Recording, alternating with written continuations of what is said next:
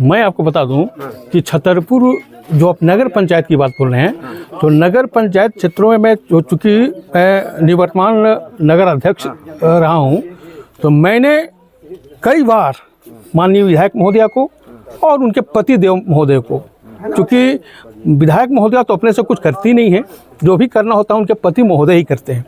मैंने कई बार नगर की समस्याओं को और उनका ध्यान आकृष्टाया कि यह काम नगर नहीं कर सकती, नगर के पास ये संसाधन उपलब्ध नहीं है, आप इसको करिए। उन्होंने कोई पहल नहीं की और यही कारण है।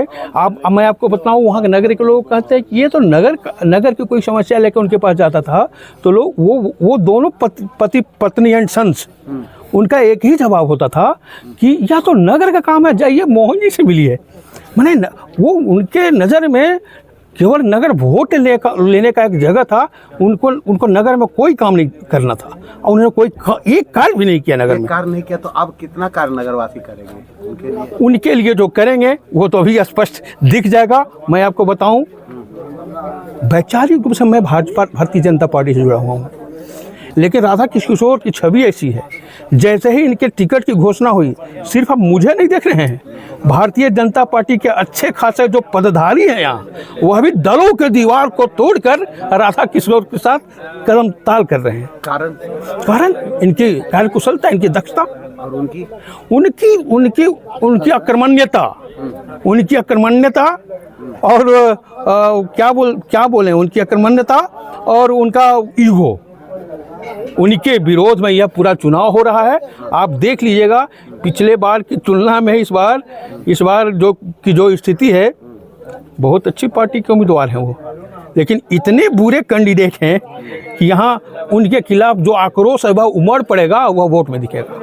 तो माने कि छतरपुर विधानसभा उनको नकार दिया? निश्चित रूप से न सिर्फ नकार दिया, बल्कि इतना पीछे जाएंगे वो कि जिसकी कल्पना अभी आप लोग नहीं कर सकते। तो पुष्पा देवी इसके लिए दोषी है कि मनोज भैया दोषी है? दोनों में नहीं, देखिए मैं सीधी सी बात, अन्य विधायक, यहाँ की जनता तो विधायक उनको चुनी थी, दुर्भाग्य से हो सकता है, महिला डेमोक्रेसी है और महिला पुरुष को समान अधिकार है, महिलाओं को चुनाव लड़ने का अधिकार है, महिलाओं सब क्षेत्र में आगे बढ़ रही है, लेकिन दुर्भाग्य से, यह हम लोग का दुर्भाग्य था कि चुने तो हम लोग पुष्पा देवी को थे, लेकिन किसी चीज़ को कोई चीज़ अगर लेना हो, मांगना हो, कोई समस्या को अगर उठाना हो उनके पास, तो उनके पास नहीं उठाया जाता, उनके पति के पास उठाया जाता। यह हम सब के लिए छतरपुर बस पास हो के तभी बस एकदम जैसे गांव में आप नहीं सुनते हैं मुखिया पति, तो उसी तरह यहाँ विधायक कुछ नहीं करते हैं, विधायक पति ही कुछ करते हैं। एक सवाल खाली अंतिम बताइए, अभी विधायक के बारे में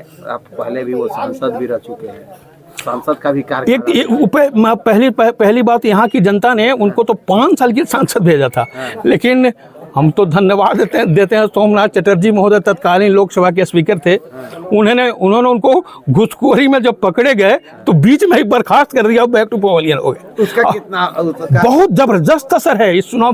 देखिए पिछले चुनाव में, देखिए आप महसूस करिएगा कि पिछला चुनाव था वो एक सेंटिमेंटल चुनाव हो गया था, देश में माननीय मोदी जी की लहर चल रही थी और उस लहर में इनका बेड़ा पार हो गया था, लेकिन अब इस बार उनका बेड़ा मझधार में डूबना है। मतलब लहर मतलब जो है उल्टी बह, एकदम उल्टा बह रहा है, एकदम उल्टी लहर है। इस लहर में उनका नैया डूबना है।